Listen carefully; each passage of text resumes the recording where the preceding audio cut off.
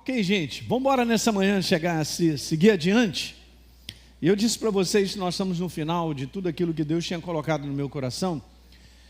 E nesse outro lado da moeda que a gente falou aí alguns domingos, sobre o conteúdo de nós estarmos debaixo de um propósito, da direção da vontade de Deus para a nossa vida, de nós pensarmos muito bem o que significa a vida, qual o propósito de nós estarmos aqui nesse mundo, por que eu nasci, por que eu estou aqui nessa manhã. Tudo isso é plano de Deus. E nós temos que aprender. Essa igreja do fim, ela vai descobrir isso, que Deus está acordando a sua igreja. Ok? Essa igreja do fim, refinada por Ele para cumprir o bom propósito, ela está sendo acordada para entender que o que Deus tem é o que vale, gente. Qual é a direção, a proposta, a sua vontade na nossa vida é o que vale. Então eu vou continuar falando sobre um conteúdo nessa manhã.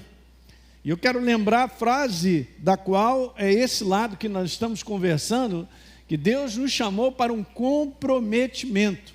Sem uma decisão da nossa parte, nada acontece. Por mais que eu possa até saber que a proposta de Deus ela é vencedora e verdadeira, se eu não tomar uma decisão, nada acontece. Sabia? A nossa vida ela muda por causa de pequenas decisões. Pequenas, no seu dia a dia. Muitas vezes nós vivemos uma rotina, e se nós olharmos a nossa rotina, tem algumas coisas que não estão, vamos dizer assim, promovendo o bem-estar nosso. E alguma coisa começa a nos incomodar. Então, por quê? A nossa jornada é uma jornada de tomar decisões, fazer escolhas melhores. Alguém está entendendo isso nessa manhã? Então, todo dia eu escolho o que eu vou fazer, o que eu não vou fazer, o que eu vou assistir, não vou assistir, o tempo que eu vou gastar com a verdade. Isso aí faz toda a diferença na nossa jornada.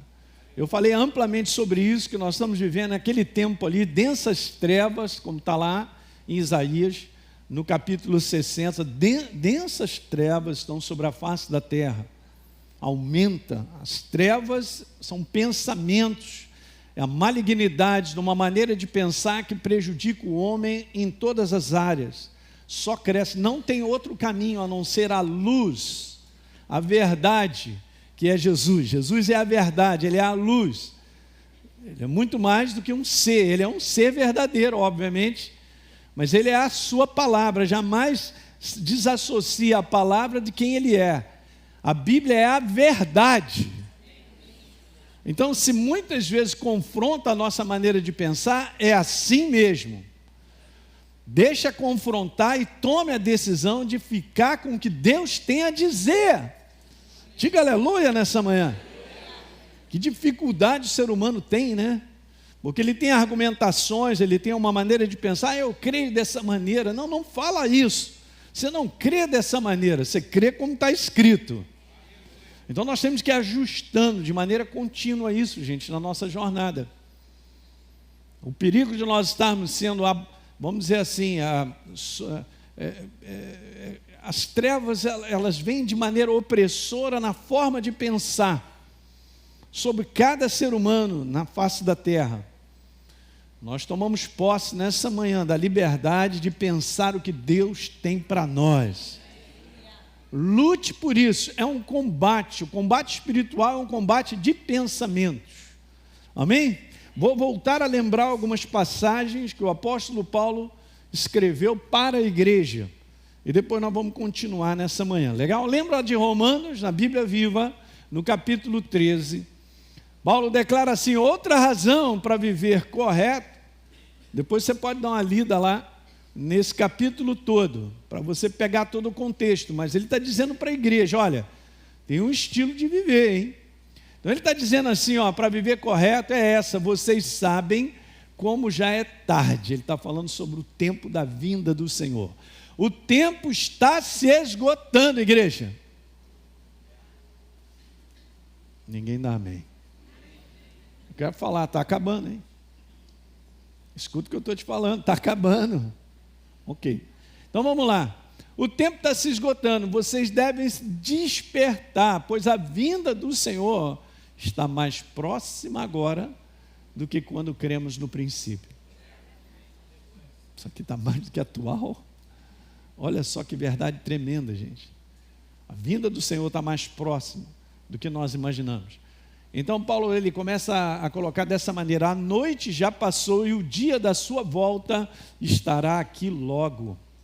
Portanto, falando para a igreja, deixem as más obras das trevas. Uau! E vistam a armadura de uma vida direita. Ou seja, nós somos novas criaturas, vamos embora viver a nova criatura, com tudo aquilo que está escrito a respeito da maneira correta de nós vivermos, como novas criaturas. Eu vou terminar essa série, vou começar uma outra, não sei quanto tempo, mas vou falar exatamente, esse é o título: não dê lugar ao diabo. Uau! Tem várias coisas para nós falarmos. Muito bem.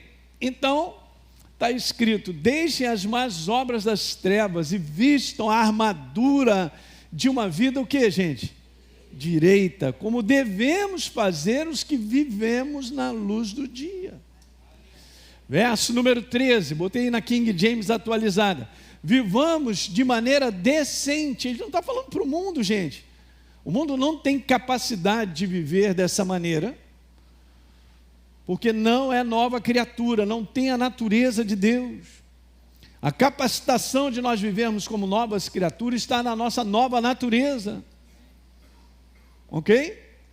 Então vamos lá, vivamos de modo decente, como em plena luz, não em orgias, bebedeiras, não em imoralidade sexual, já falei sobre isso, depravação, não em desavenças e invejas, obras da carne.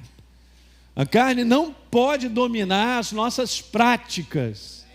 Não somos perfeitos, nós podemos errar, mas a carne não pode dominar as nossas práticas.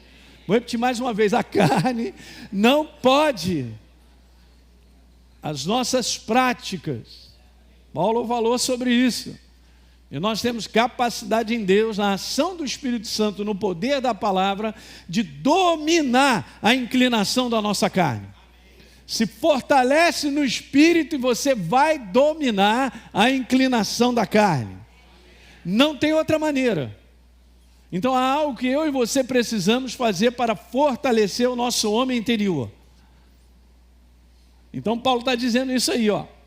Mas vocês devem se revestir do Senhor e não façam nada que venha satisfazer os desejos da carne. As concupiscências, porque essa é uma palavra interessante, um desejo que por trás tem uma malignidade, tem um prejuízo muito grande. Pode ser agradável do ponto de vista natural, mas ele te quebra. Quebra a mim, a você, quebra qualquer ser humano. Ok? Então, hoje, eu vou falar um pouquinho sobre a última igreja da qual Jesus ele dá uma palavra, as igrejas do Apocalipse. É bem interessante, né? Você pega as igrejas do Apocalipse, deixa eu ler essa passagem, é da última igreja, a igreja Laodiceia. E há um tempo atrás eu já comentei sobre isso, mas eu introduzi outras coisas aqui que seriam importantes a gente prestar atenção nisso aí. Segundo aí a galera que estuda, as igrejas foram colocadas em ordem, obviamente, né? Jesus sabe a ordem de todas as coisas, mas é uma igreja que representa quase 2000 anos de igreja, esses 2 últimos dias, da qual a igreja está sobre a face da terra. Porque no terceiro dia já foi profetizado, seremos levantados. Fala para o teu irmão, tu vai sair daqui. Por um breve tempo, mas você vai ficar aqui mesmo, que nós vamos reinar com Jesus. Então eu vou continuar falando também, preparados até o fim, eu estou com outro conteúdo aí para a gente conversar, com base naquilo que está escrito, para entendermos um pouquinho isso, que nós estamos vivendo esse momento, gente. Então durante esses 2000 anos, nós temos aí uma igreja, e essa igreja passa por várias fases. A primeira fase é aquela fase da igreja dos apóstolos, daqueles que eram discípulos dos apóstolos, cobra aí um período de 100, 150 anos. Era uma igreja onde a força do evangelho era difundida para tudo quanto é lugar, um crescimento tremendo. Depois entra a fase de uma igreja mais perseguida, por um período mais ou menos até 300 depois de Cristo. Em 312, aí aparece um imperador chamado Constantino. E esse cara, ele falou assim, cara, na verdade é isso, né? Ele não se converteu. Na verdade, ele falou, cara, quanto mais gente mata cristão, mais aparece cristão. Então a gente tem que fazer alguma coisa. Então, entre aspas, ele se converte. E a igreja entra numa fase muito perigosa, porque ela começa a misturar as coisas. A igreja misturada com o Estado, misturada com a sociedade, com o governo. Então começa a ficar muito perigoso. Esse é um período que é conhecido na história do cristianismo, de uma era muito das trevas, onde poucas pessoas detinham o conhecimento, né? E sabiam ler e escrever. E a igreja tomou posse desse lado, e quem não é desse conteúdo, daqueles que são líderes dessa igreja, você tem mais é que ouvir e fazer o que a gente manda. Então, durante praticamente um pouquinho mais de 1000 anos, a igreja entrou nessa era das trevas. Depois acontece algo maravilhoso, que a igreja entra nesse período da reforma. Então, assim como Martinho Lutero e outros também que surgiram, começaram a questionar, recebendo revelação de Deus sobre esse conteúdo de que nós vamos a Deus pela fé. E nós conhecemos que a salvação é pela fé. E não é através daquilo que estava sendo colocado. Você tinha quase que comprar o teu espaçozinho lá no céu. Muita coisa. Ainda bem que você não nasceu nessa época, hein? Imagina. Mas eu entendo que eu e você estamos aqui, porque esse é o tempo para nós estarmos, desse propósito final da igreja. Então isso aí começou a crescer muito, e a obra do Espírito Santo começou a liberar muita revelação. E aí começou a ter um avivamento muito grande. E esse avivamento ele foi se espalhando pelos continentes, né? Então fundaram-se muitas missões de várias igrejas que começaram a crescer e se espalhar pelo mundo. Muitos seminários foram criados e pessoas estavam sendo preparadas para levar essa mensagem, gente. É o que acontece. E do século XX para cá, do início, entra essa que eles consideram que é essa última parte da igreja. Uma igreja que parece que deitou nessa caminha pronta. Uma igreja que recebe, vamos dizer assim, da colheita das orações que estavam sendo feitas desde o início. Uma igreja mais preparada, uma igreja num conteúdo que já não é ignorante. Uma igreja que recebe entendimento, porque no início do século XX, chegou ela, no início do século XX, ela acha que vai passar despercebida. Então, no início do século XX, um grande avivamento aconteceu na Azusa Street, lá nos Estados Unidos, né? Se espalhou muito grande, o batismo no Espírito Santo. E aí o Espírito Santo ele foi crescendo na igreja. E hoje o conhecimento da verdade de Deus, gente, se espalhou tremendamente sobre o mundo. E isso é um dos sinais de que a volta de Jesus está aí mesmo. O crescimento, o conhecimento revelado dessa obra. Então a igreja, ela está nessa fase. Mas essa é a fase de uma igreja muito perigosa. De uma igreja que acha que é, quando na verdade o céu tem uma outra coisa para dizer. Eu tenho que tomar cuidado, gente, quando a gente olha para nós mesmos e diz assim, está tudo bem. E a gente sempre põe nesse conteúdo assim, não está me faltando nada e tal, a gente vai vivendo aquilo outro e tal. Mas o interesse de Deus não é do lado de fora. Porque do lado de fora tem uma promessa que Ele vai cuidar de mim e de você. O interesse de Deus é te transformar. Mexer contigo por dentro. Mas não, isso eu não quero. Não, eu estou bem dessa maneira. Então a gente tem que tomar cuidado. É muito legal olhando tudo isso e olhando a igreja. Se você pega as 7 igrejas do Apocalipse, você vai ver que as situações que viveram essas igrejas, elas viveram, é bem semelhante a que a igreja de hoje também vive. A gente pode separar dessa maneira. A maior parte, então, da galera que estuda, está lá colocando que a Laodiceia é a última igreja. Eu acredito também. Representando figuradamente assim, espiritualmente, como ela está vivendo, as situações que Jesus fala. Mas é bem interessante, porque se você for pegar as 7 igrejas, você vai ver lá erros e acertos que existem na igreja do Senhor, espalhada sobre a face da terra. Então a gente não pode ser bem só específico para dizer as outras igrejas não tem nada para me falar, porque só Laodiceia tem para me falar. Não, não é assim. Não funciona, mas que coisa interessante Jesus mandar esse recado. Vamos embora ler então, aí a Apocalipse capítulo 3, verso 14, se você está com a Bíblia de papel aí ou não? Maravilha! Canetinha, lápis, é isso aí, vamos embora. Vamos embora construir essa Bíblia aí na tua mão, hein? Para ela ficar à vontade, você saber onde estão as coisas, e você vai ver que o Espírito Santo vai te trazer memória quando você precisar. Ok? Ao anjo da igreja em Laodiceia, está falando ao líder da igreja. E Deus tem a falar muito, gente. Gente, veja bem, Deus estabeleceu assim, obviamente, né? Liderança e o liderado, obviamente, o pastor e as ovelhas. Então a responsabilidade para aqueles que estão em liderança é alta, só que a galera não pensa. Porque essa responsabilidade, nós seremos muito mais cobrados. É muito alto. Então, ao anjo da igreja, você escreve: estas coisas diz o Amém, a testemunha fiel e verdadeira, o princípio da criação de Deus. Verso número 15. Olha, eu conheço as obras que você realiza.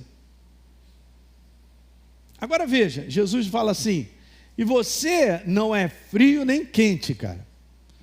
Quem dera você fosse frio ou quente. Pastor Hélio, eu já conheço isso aí. Eu também. Esse é o problema. Eu não posso ler apenas, isso eu já sei, já li isso. Isso aqui é uma letra. Eu preciso que o Espírito Santo fale através dessa letra e mostre para mim e para você a nossa real necessidade, que é interior. Está dando para pegar? Muito legal. Verso número 16. Assim, porque você é morno e não é quente nem frio, eu estou a ponto de vomitar você da minha boca. Alguém percebe que Jesus está meio... Pastor, como é que está Jesus aí? Eu não sei, mas as palavras dele são meio duras, cara. Ele não está de brincadeira. Ele está falando algumas coisas que você vai entender com aquilo que eu tenho para te dizer. Se eu não terminar hoje, no outro domingo, no outro, a gente vai abordar tudo isso. Ele não está satisfeito. Meu Deus. Então vamos lá. Verso 17. Você está dizendo, falando a igreja está dizendo: sou rico, estou bem de vida, não preciso de nada. Que alguém diga misericórdia nessa manhã. Pessoal da internet aí. Mas veja, mas você não sabe, agora é a resposta de Jesus. Você não sabe que é infeliz. Sim, eu vou te falar, tu é miserável, você é pobre, cego e nu. A gente vai comentar. Verso 18, eu quero aconselhar você, e você compre de mim, falando para essa igreja do fim, compre de mim ouro refinado pelo fogo, para que você seja de fato rico, cara. Você compre vestes brancas para se vestir, a fim de que a vergonha de sua nudez não fique evidente.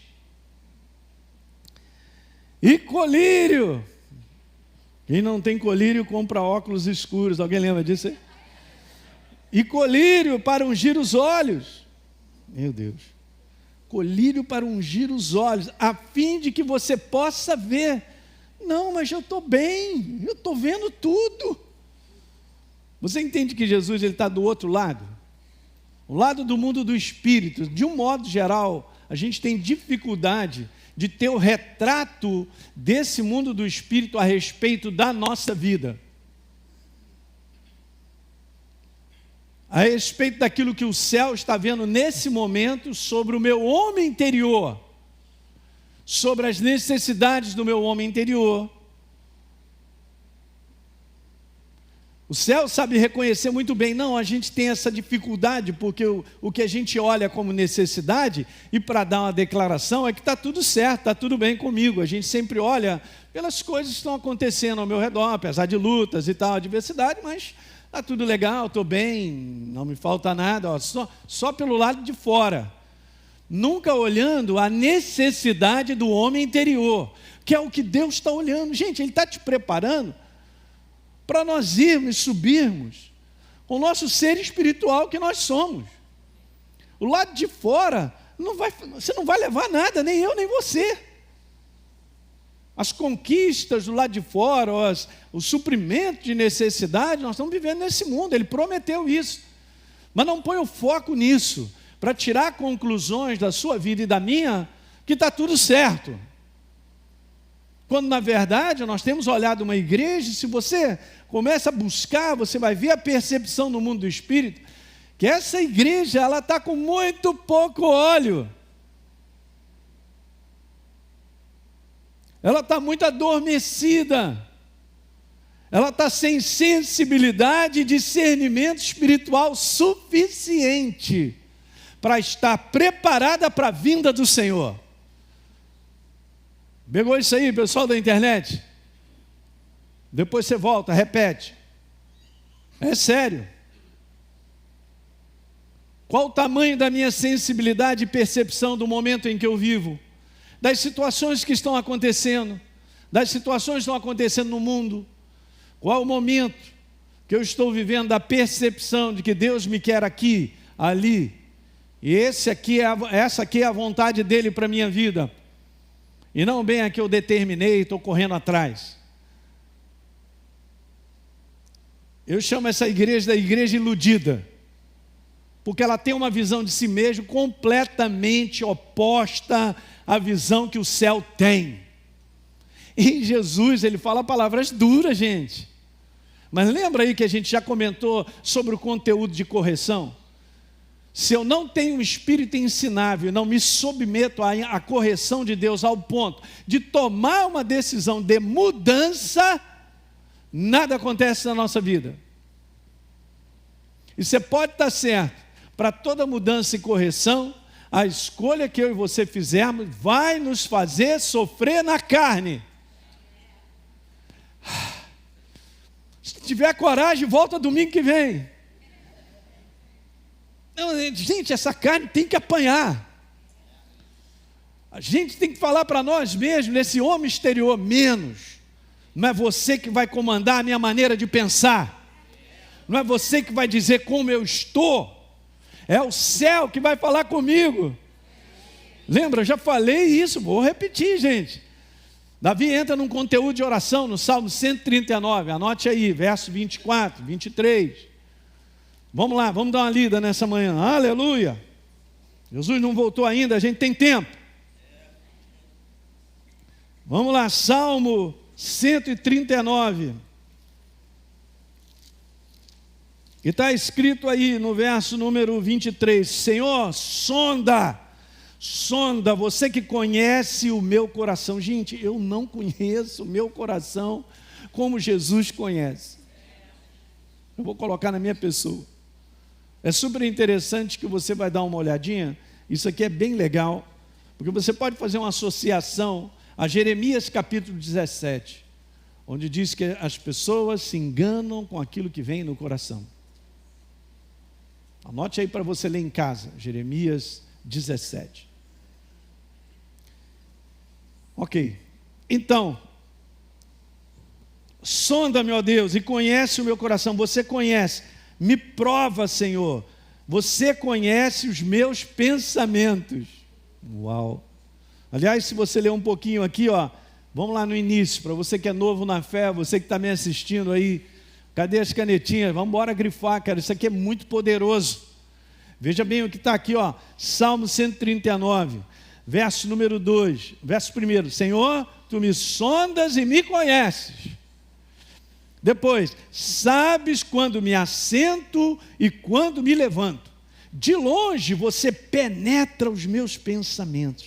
Você esquadrinha o meu andar, o meu deitar e conhece todos os meus caminhos. Não tem como fugir. Não tem como esconder nada de Deus, gente. Eu vou repetir isso. Não tem como eu e você escondermos nada de Deus.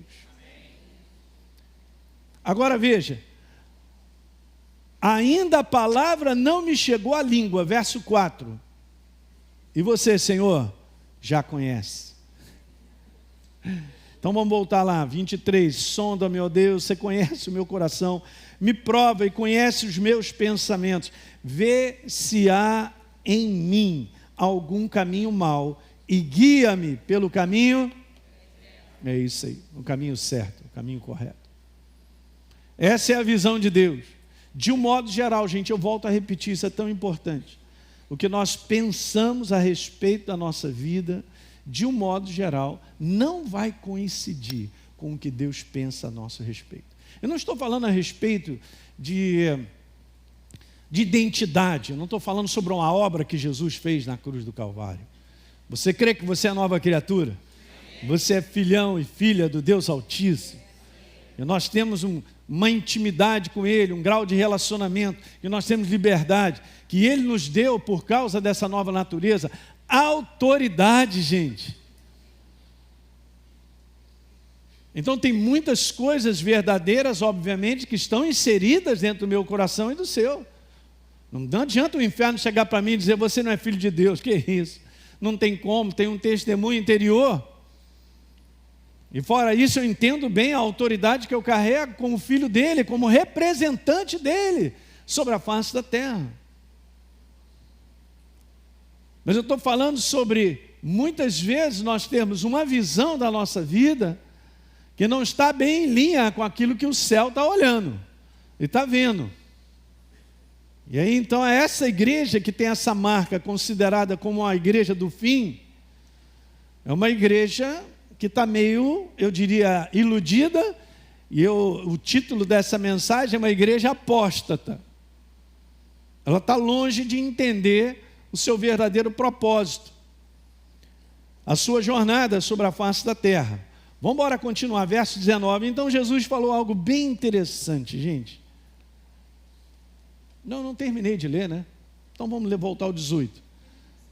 Ouro refinado pelo fogo para que você de fato seja rico. Compra também, Elinho, vestes brancas, cara, para se vestir, a fim de que, veja as palavras, gente, que a vergonha da sua nudez não fique evidente. Uau. E colírio para ungir os olhos, a fim de que você possa ver. Eu falei. Vamos embora então, 19. Eu repreendo, disse Jesus, e disciplino. Lembra que a gente falou sobre disciplina aqui? Como correção, educação para a vida? É que os pais fazem com seus filhos, e o nosso paizão também faz conosco. Está escrito, eu repreendo e disciplino qualquer pessoa, diga amém. Não. Isso é só para a gente ter uma visão bem correta de Deus. Quando Ele me disciplina, ou fala algo que de repente eu não gostaria de ouvir, é porque Ele me ama. A base da fé é o amor de Deus. A base da fé não é a concordância que Jesus tem que ter com as minhas opiniões, ideias e tal, como eu acho, como eu penso. A base da fé é Ele mesmo, porque Ele me ama. Quero te falar nessa manhã, Ele te ama muito. E Ele não vai te deixar, a mim e a você, sem correção, sem disciplinar, educar para a justiça, educar para a vida, educar para que eu e você sejamos pessoas aperfeiçoadas. E Ele vai trabalhar isso de uma forma ou de outra. A maior parte das situações que eu e você enfrentamos mexe com o nosso homem interior. Várias situações do lado de fora que acontecem e tal, e no final dessa história algo está sendo trabalhado na nossa vida, para que nós andemos de maneira própria, com as vestes da nova criatura, a não permitir que sejamos governados pela carnalidade de achar que nós somos melhor que os outros, melhores que os outros. E nós somos, é comigo mesmo, é eu, hein? Eu. Devagar aí, hein? Quando Paulo diz lá, não sou eu quem vivo, mas Cristo vive em mim. Ele se entregou. Então nessa igreja, é uma igreja que não teve a entrega necessária que precisava fazer. E nós estamos vivendo esse tempo que Jesus está pedindo entrega nessa igreja, está acordando essa igreja, para que ela saia de um posicionamento, de uma visão errada sobre a vida, sobre o conteúdo de quem nós representamos, e nós somos corpo dele, está entendendo, gente? Ele não deixa de dizer isso aí, ó, eu repreendo e disciplino aqueles que amo. Interessante que está escrito para essa igreja isso. E aí ele diz assim, portanto, olha, presta atenção, seja zeloso e se arrepende. Gente, essa palavra é muito poderosa, porque ela implica numa verdadeira mudança. Eu quero só te falar, sem arrependimento não tem como Deus trabalhar a nossa vida. Eu não posso dizer para Deus, foi mal, mas não há verdadeiro arrependimento, nada muda na minha vida. Eu posso até chorar. Não vai mudar a minha vida, não vai mudar a minha vida com choro, mas com uma consciência plena de que eu preciso me arrepender. Diante do confronto de uma verdade que nos abençoa, que está construindo a mim e a você. Então, quando Deus me confronta com a verdade, em termos de correção, de disciplina, é para o meu benefício, para a minha construção, gente. Ele não está espancando, ele não está dizendo para mim, você não vale nada. Não é isso, gente. Claro que não. Porque se eu não tenho valor, por que ele morreria por mim? Por que ele morreu por você? Porque ele te ama. Mas não pense que nós vamos passar batidos sem ele trabalhar em mim e em você. Essa igreja precisa acordar, essa igreja do fim para isso. Para considerar a sua maneira de viver, a sua maneira de pensar, se realmente está de acordo com a verdade.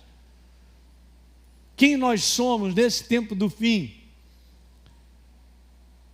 Para ajudar, para ser eficiente, para ser frutífero. Jesus fala algo muito legal em João capítulo 15, que ele diz, se você não permanecer em mim, nada vai dar certo, sem mim vocês não podem fazer nada. Eu te chamei, e te escolhi para que você vá e dê fruto, e o seu fruto permaneça ali. Também está escrito, chá comigo, você é o ramo, tá? Beleza? Então eu vou te podar. Ele vai podar para que a gente continue saudável.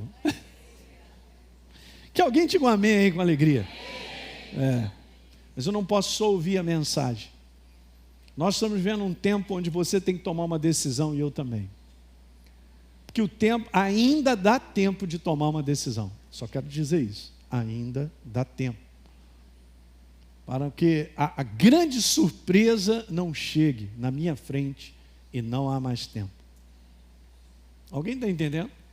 Eram 10 virgens preparadas, segurando o óleo lá, legal, e aí demorou o noivo e tal, e aí você já sabe, 5 entraram porque levaram óleo extra, mantiveram-se preparadas, e 5 não entraram porque, como disse o pastor Paulo Canu, tem muito pouco óleo. Não funciona. Se tem pouco óleo, gente, é porque a carnalidade está vencendo e dominando a nossa maneira de viver. Não funciona. Deus não chamou a sua igreja, a minha, a você. E na próxima série que eu vou fazer, Não Dê Lugar ao Diabo, tem várias coisas que eu quero abordar contigo, vai ser legal. E você vai ver que pelo ponto de vista da palavra, Deus nos deu capacidade, pela ação do Espírito Santo, pela presença dEle, pelo poder da palavra, de nós vencermos as inclinações da carne. E não sermos mais a mesma pessoa de 6 meses atrás, de 1 ano atrás, de 2 e tal. Você vai crescendo. A maturidade. Filho na maturidade. Quando Deus dá aquela visão, Jesus cheio do Espírito Santo, com 30 anos de idade, e diz, eis o meu filho amado em quem eu tenho prazer, a ele vocês ouçam, é filho na maturidade. que é a tradição dos judeus, quando o rapaz lá, o primogênito, ele chega aos 30 anos de idade, ele é apresentado lá, o pai apresenta para todos os outros amigos de negócio, aquilo outro, agora meu filho, ele está nessa condição de ser aquele que vai negociar tudo aqui da minha casa, da tudo que nós somos com vocês, então ele é agora o meu representante legal. Só podemos ser esse representante, por isso ele ouve aquela voz, porque é exatamente isso, Jesus com 30 anos. Não tem como, gente, Deus está te chamando, guarde isso nessa manhã, você vai para a maturidade, precisa ir. Não tem como, essa jornada de vida sobre a face da terra, não é uma jornada para mim, para o meu desejo, para a minha vontade, eu quero isso, eu planejo, vou fazer e chamo Jesus para abençoar. Isso já era, isso é do inferno. Isso foi cultivado na igreja durante muitos anos. As pessoas não têm entendimento, não percebem mais, a vida não é sua, pertence a Ele, você foi comprado. Você é instrumento dele, não é talvez, quem sabe, você é. Agora, se eu tenho a visão correta a respeito de mim mesmo, é a grande diferença. Essa é a igreja que não tinha essa visão. Completamente cega, como disse Jesus. Completamente cega, não tinha visão. A visão correta de quem ela é. Então eu repreendo e disciplino a quantos amo. No verso 20, está escrito lá, eis que estou à porta e eu estou batendo. E se alguém ouvir a minha voz, meu Deus. Aí você percebe que Jesus não arromba a porta? Vou só fazer uma pergunta, ele tem poder para isso? Mas ele não vai violar aquilo que eu e você nós temos, dado por ele. É isso aí mesmo. O livre-arbítrio, a escolha. E aqui Jesus está do lado de fora. Eu quero entrar na sua casa, eu quero cear contigo, rapaz. E aí ele vai dizendo no verso 21, ao vencedor. É interessante que ele fala isso em todas as cartas, né? Ao vencedor, eu te darei o direito, Aline, de você sentar comigo no meu trono. Brincadeira. Não pense que isso aí é moleza, acontece assim. Não, Jesus já prometeu. Se Jesus já prometeu, olha só o que está nisso primeiro. O que está escrito? Ao vencedor. Aquele que se entregar, aquele que se moldar, aquele que entender e responder de maneira própria. Assim como também eu venci e me sentei com o meu Pai no seu trono. Jesus só veio fazer a vontade de Deus. E ele declarou isso várias vezes. Ele não fazia nada que ele não visse que Deus estava fazendo. Ele não falava nada que ele não percebesse que era a voz de Deus. E aí, isso tem todas as cartas às igrejas. Quem tem ouvidos, pastor, eu estou ouvindo nessa manhã. É o ouvido no mundo do Espírito, cara. Olha, o que o Espírito Santo tem falado, gente? Então aqui tem, só para você saber rapidinho, eu coloquei ali, eu não sei se está pequeno, mas hoje as 7 igrejas da Ásia, você sabe, uma boa parte de vocês sabe, elas ficam lá na região da Turquia. E botei aqui algumas imagens só para você ver, assim, das ruínas da cidade, né?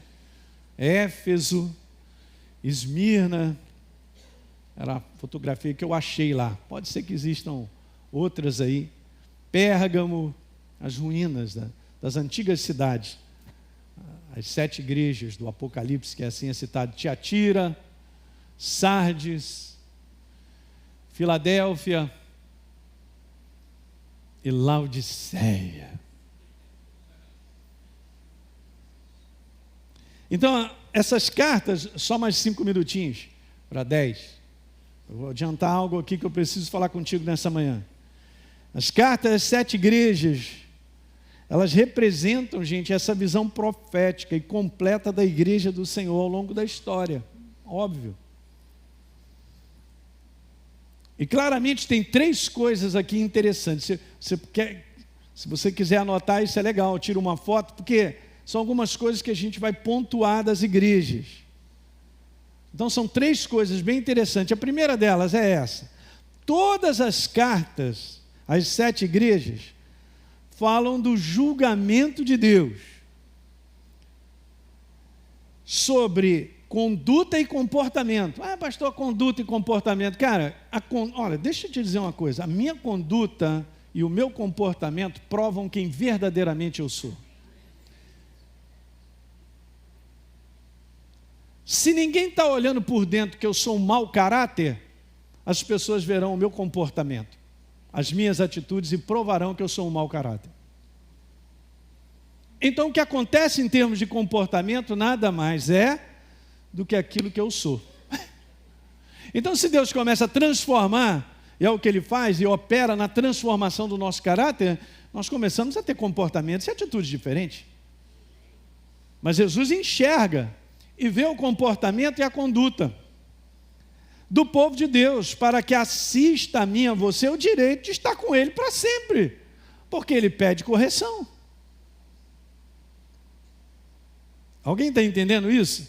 Lembra que eu li uma passagem? Eu tenho que ler com você. Vai de novo comigo a 1 Pedro. Gente, está tão claro isso. E por que hoje nós estamos vivendo uma época que põe tudo em cima de um colchão macio, onde a pessoa dorme, que é uma vontade, chamada a graça de Deus. A graça é tão maravilhosa, pastor Hélio, o amor de Deus, Ele me ama. E a graça de, cara, o que você está falando com essa parada? Essa maneira de falar e colocar coisas está te dando uma liberdade ao ponto de deitar nesse colchão e dormir, e não fazer nada para mudar. Estou achando estranho, porque a Bíblia só mostra, é só ler. As cartas de Apocalipse é Jesus ressuscitado, hein? E falando assim, relata a sua igreja, olhando assim, vejo que você precisa disso e daquilo outro. Agora Jesus chega para mim e fala, Elinho, você precisa disso, aquilo outro. Oh, Jesus, a tua graça, deita no colchão. Que coisa, você me ama e tal.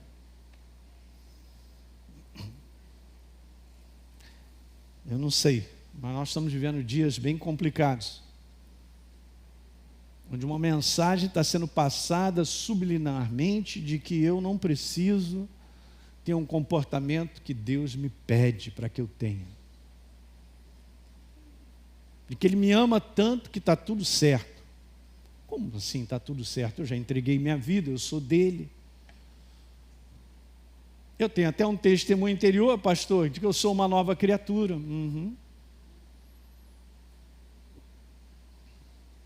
Não, quero que você pense. Porque nós vamos ler uma passagem agora de novo. Pedro, 1 Pedro 4, verso 17. Segura.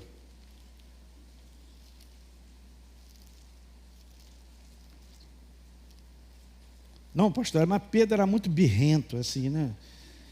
Como assim, cara? Veja. 1 Pedro 4,17, porque a ocasião, ou o momento de Deus de começar o juízo pela casa de Deus é o quê? Chegado. Ora, se primeiramente vem por nós, qual será o fim daqueles que não obedecem ao Evangelho de Deus? Olha o próximo. E se é com dificuldade que o justo, quantos são justificados aqui nessa manhã? É bom a gente ler com cuidado isso, hein? Não é não?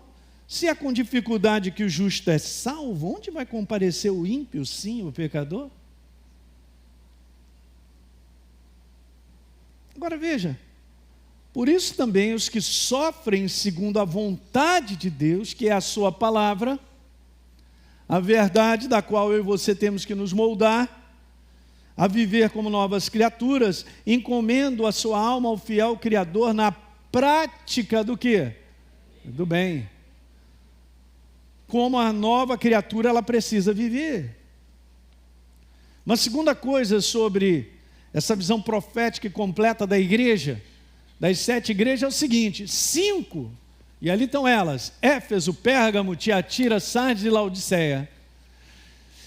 5 das 7 igrejas Aí eu fiz lá uma conta minha que eu só sei fazer matemática, eu amo a regra de 3.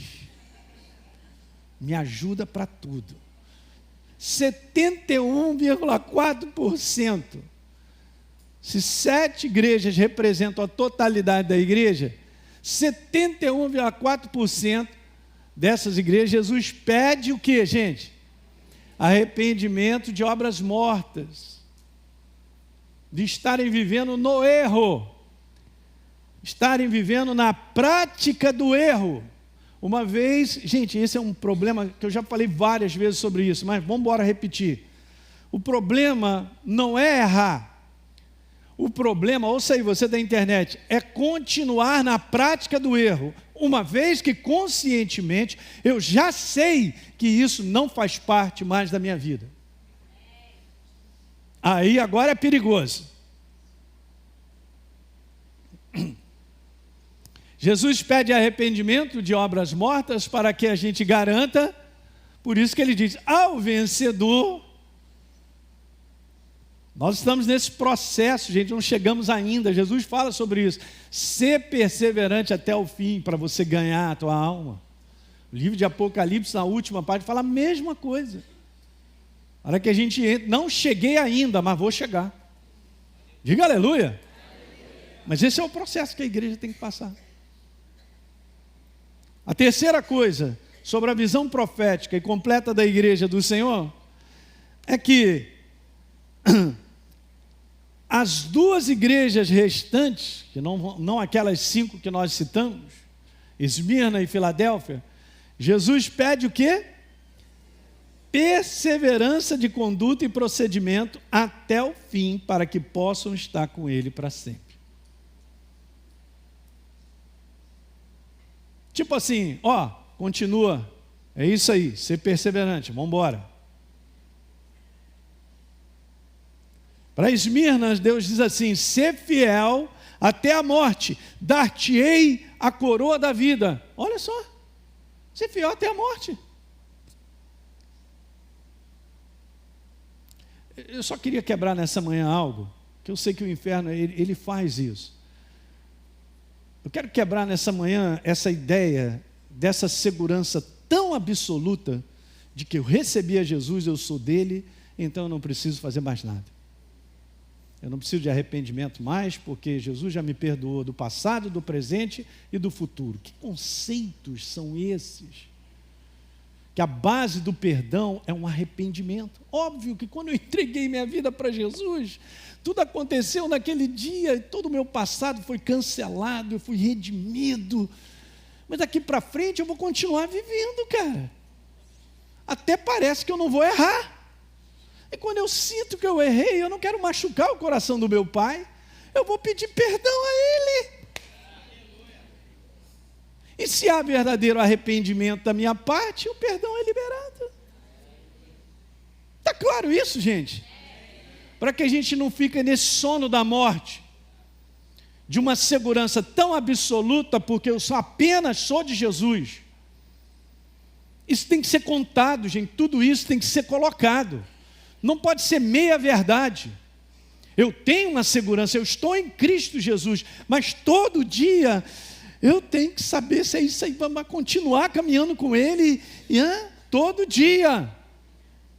A possibilidade de se desviar da fé, por isso esse é um conteúdo fortíssimo, de um dos sinais, talvez o maior, antes da vinda de Jesus, é a apostasia da igreja. É um sistema de viver completamente afastado do que ele tem a dizer, mas a pessoa está acreditando que está tudo certo com Deus. Eu sirvo Deus da minha maneira, pastor, e tal, eu amo Jesus, não quero saber de igreja, nem de pastor e tal, mas eu amo Jesus, amo a Deus, ele me salvou, eu estou bem, está tudo legal e tal, e várias coisas que estão sendo colocadas, que tornam essa pessoa cega, e acha que está no caminho. Alguém está entendendo isso aí, gente? Está dessa maneira. Eu tenho Jesus, eu tenho a segurança da minha salvação, então garanta isso todo dia. Vou repetir, garanta isso todo dia. E não será tirado o direito de entrar na cidade pelas portas. Porque eu vou lavando as minhas minhas vestiduras no sangue do Cordeiro. Lavam as suas vestes, não é lavaram. Uau, eu comecei lá atrás sendo lavado, né, pastor? Eu entreguei e me tornei uma nova criatura. Agora é uma jornada, eu caminho com Ele, lavando as minhas vestiduras no sangue do Cordeiro até o final. Ao vencedor, tem um combate da fé. Para Filadélfia, Deus diz assim, eu termino com isso. Ali, para Filadélfia, mas fala para nós também. Conserva o que você tem, para que ninguém tome a tua coroa. Então quer dizer que é uma jornada, porque eu recebi a Jesus, está tudo certo. Eu tenho uma segurança absoluta, posso viver, tocar meu barco. Como assim? Como assim? Isso não está na palavra. Essa é a igreja do fim que Deus está retornando sobre o coração dessa igreja, o temor a Ele. E Ele vai descortinar quem Ele é para mim e para você. E eu te falar, quando a gente está na presença dEle, e que a gente olha quem Ele é, você não aguenta, você vai ter que ir para o chão e eu também. Entendeu isso? Bora continuar no próximo domingo?